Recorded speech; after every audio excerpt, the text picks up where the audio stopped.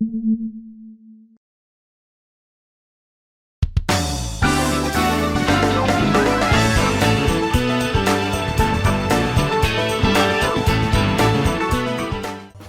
everybody, what's going on? Your host LovelyCheesePizza here, still feeling the sting of defeat from special stage Route 11. We're gonna have to get that one back later. But my friends, welcome back to Let's Play some more Gran Turismo 3, the ultimate driving simulator, where we are still stuck in the middle of the Japanese championship, and we had a win, more or less, basically getting that thing pretty well in hand. And then we totally blew it. We totally blew it. I mean, and I still don't even know necessarily what did it. I mean, we were driving through like this weird sort of slanted piece of road on a pretty hard curve, and I was driving kind of like with my tires on the shoulder, and then out of nowhere the car just like seized up. It was just like, I've had enough of this. And it just like totally just spun out, and it was crazy, and I had to pull myself out of it, and I ended up getting hit by another car, and it turned into this whole nightmare sort of scenario, and it freaking sucked. But the crazy thing was that we did it in the middle of the second lap, and so, I think it was like in the middle of like the second lap, and so we had to try to, get our way all the way back through it, and I almost pulled off a miraculous comeback at the end. It was pretty close. If I would have had maybe just a couple more turns in my favor, I might have been able to, retake the lead. I just don't know if I would have been able to hold off the Type 0 in the last straightaway. I think he might have ultimately, reclaimed the lead again. So I don't know. It was tough. It was tough. But had I been able to actually go through that race the way that I had intended, I would have definitely won. Like there wouldn't have been any question there. So that was a bummer. But you know what? We're okay. We're still gonna win this championship. We're still gonna get our prize car. Everything's still gonna be all hunky dory, and it'll be good. So I'm not super worried. It just if that somehow plummets me back down to 85%, I can't imagine why it would. We've won a number of races since we got to 86% win percentage, so I think that ultimately we should be fine. I hate it. We had such a nice streak of wins going on there where everything was so well in hand, and then I blew it on something so mysterious and odd that I can't pinpoint what the hell happened. But yeah, it's okay. At least on a completely separate note, I finally have my my T-Mobile personal cell tower thing up in working order here in my office, so I don't have to worry about having dropped calls and having literally no reception in here. So it's super cool. The crazy thing was, this is the first time I've ever dealt with this in customer service that I can think of, at least. So I got it all set up on Sunday night, and it was working great, and so I went to bed after I got it working, and I came home from work last night to find out that it wasn't working. And so I was like, I wonder what happened. I kind of looked through the manual, because I like to do that. I'm one of the few people that actually likes to look in the actual owner's manual of those things instead of just Googling, this thing doesn't work. Somebody on a forum that has terrible grammar, tell me what's going on. And I looked in there, and it's just like, with the way it was set up, it says, you may need to contact T-Mobile directly and have them, troubleshoot this for you. Because it sounded like it was like an activation sort of thing. So T-Mobile, bless their souls, you can either call them, or you can use like their text chat with a representative sort of thing. And so I decided to take that, because I obviously couldn't call them from in here because I don't have reception. Or at least not enough that I wouldn't drop the call, 4 times in the middle of it. And so, I'm chatting with them, and I was like, hey, I have an issue that needs some fixing, and I'd like to consult you guys for some help. And usually you can send your initial message to them, and somebody will respond within, I don't know, usually at maximum like 5 minutes. And so I was rendering a video, and I was just kind of sitting here just waiting for it. And then I realized that nobody was answering. And I was like, all right, kind of weird. And so I copied the text and I sent the message again. Like I logged out and I logged back in and I sent the message again. And I was like, maybe, because I navigated away from the page because I thought you could, just go kind of navigate their site while you have this text thing open, and it closed. So I thought maybe like I accidentally severed the conversation from that, and so I sent it again. And I waited like another probably 15 minutes, and I still didn't hear anything. And so then I typed in, I was like, is there anybody there at all? Like, because this is a 24-hour support line, so there's supposed to always be somebody there, with the Friends song playing. I'll be there for you when your shit starts to break. But still nobody answered, so I just decided, you know what, fuck it, I'll deal with it in the morning. Like, I have the day off, I'll just deal with them tomorrow morning, and we'll get it fixed up then. It's not like I need to have it up and running like right this second. And so I go in the house and I'm watching the 30 for 30 documentary on John Calipari and the whole one and done phenomenon in basketball. And it was great, by the way. I'm not going to get super into that, but it was a fantastic little mini documentary. If any of you sports fans are interested in and you haven't seen it yet on the phenomenon of both him as a coach and kind of building the 1 year of college and then you leave for the pros thing that he kind of made super popular, check it out. It's super good. Anywho, so I'm watching that, and it's like close to 1 in the morning. I'm watching that, and I'm starting to get a little tired, getting close to nodding off a little bit in my chair. And then all of a sudden I get a notification, and it's somebody from the T-Mobile text line that finally answered 3.5 hours later. It's like, where the hell have you guys been? What the fuck's going on?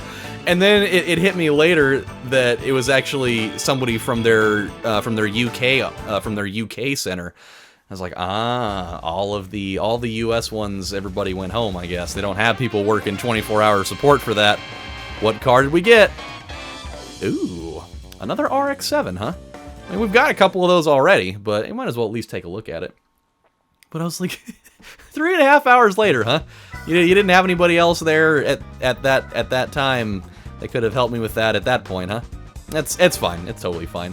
So I was able to talk to him. The part that sucked though is that now I'm talking to this guy and I'm running him through the whole problem, telling him that I got this thing the other day and it's not working.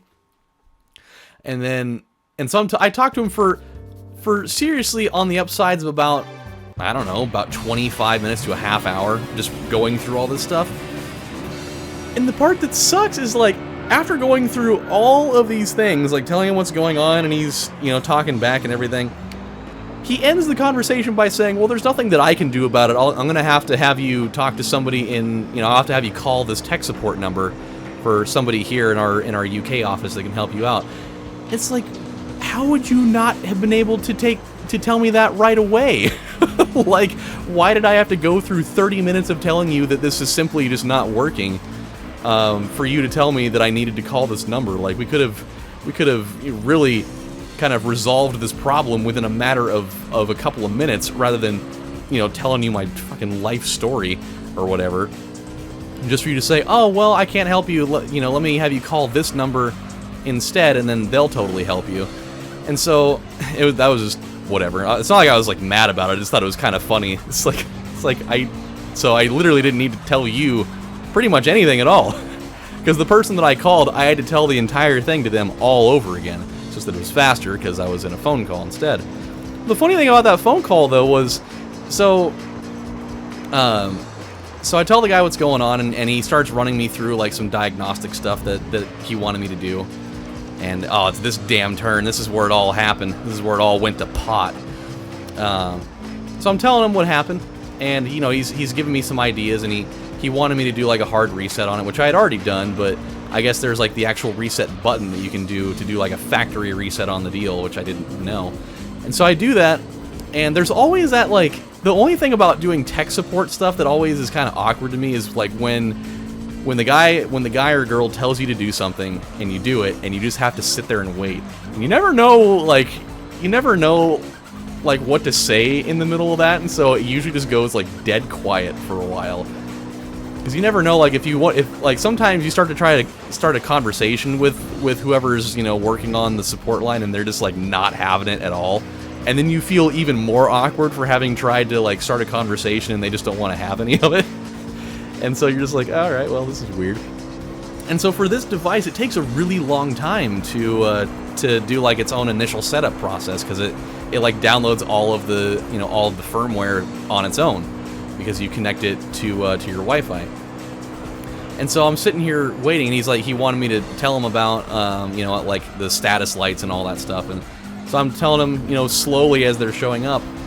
And then, you know, at a certain point, as you know, after we had waited for probably about, you know, close to 10 minutes, like it wasn't anywhere near done yet, and this guy just decides to go like, well, I think you have everything that you need. If you have any extra questions, just give us a call back at this number, and we'll be glad to help you through anything else that you need. And then he just totally hung up on me.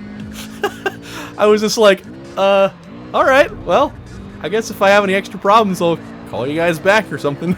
You know, it's like 1:45 in the morning, but yeah, I guess if I run into anything, I'll give you guys a call back. And he's like, all right, well, you have a good one. And he just totally hung up the phone. It was so weird. Like normally, and maybe I'm off on this, I don't work for call centers like that.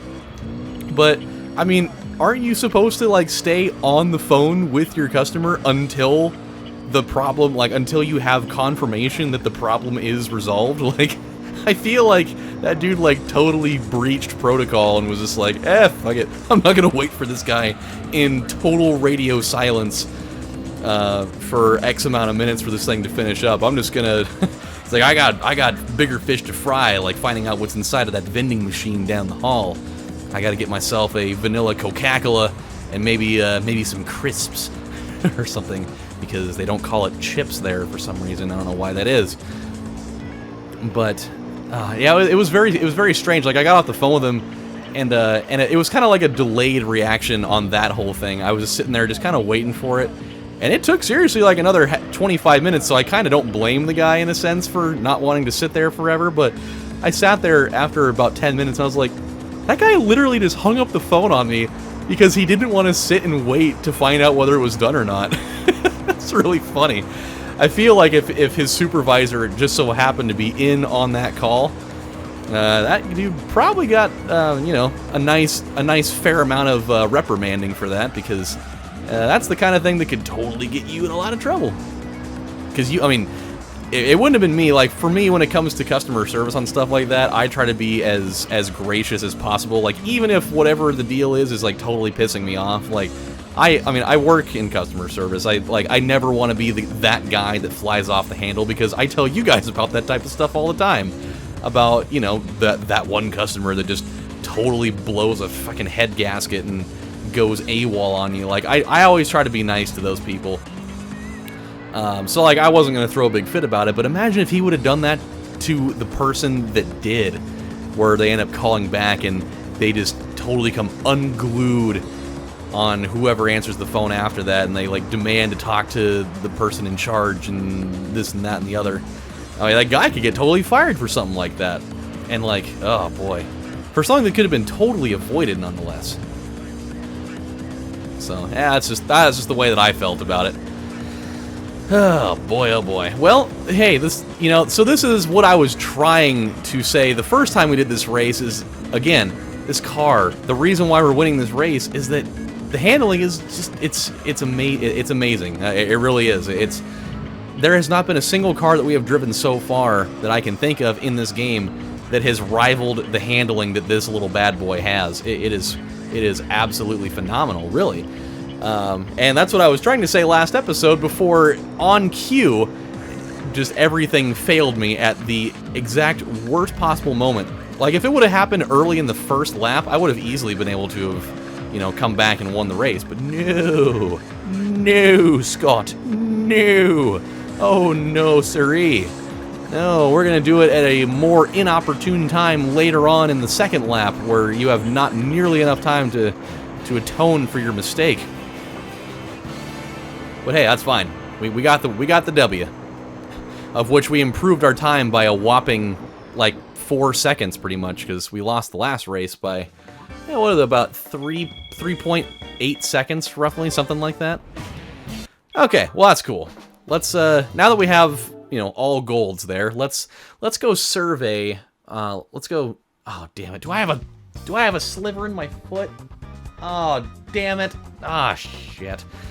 I hate getting slivers, man, or splinters, or whatever you want to call them. They're just the most uncomfortable thing, and that's what I get for not wearing socks in this office, where I haven't vacuumed in here in a while. I should probably do that too. Okay, so let's see what we got. Oh, it's another Type RZ. Or wait, no, the one we have is a Type RS. So which one is better? Let us take a moment to figure this out. 290 horsepower, 6,500 rip'ems. Interesting. What about the other one? The Type RIS. 287, huh? So I mean, they're virtually just about the same. The Type RZ seems to be the better version. I mean, realistically though, I don't think I'm gonna use either one of these. So I'll. But this one's like, it's almost like Dom's RX-7 though, just because it's red, and that's cool to me. Fine. We'll leave him for now. I don't really have necessarily a reason to get rid of him at the moment. Okay. So, here's the thing. Here is the thing. We're good for right now, so we have now completed that. I think we're going to call it good right here, but let's at least try to, assess the situation and figure out what comes up after this. Okay, so we did the Japanese, we did the American, European Championship. That would be good. What races do they offer? Rome Circuit, R5, Grand Valley, Rome Circuit. Ooh, Côte d'Azur. Interesting. I kind of like this. I wonder if we would be able to use the same car. I kind of want to use a European car, though. Like, I kind of, in the American one I used the Corvette, in the Japanese one I used the S2000. I wonder what car in my inventory I could use for this.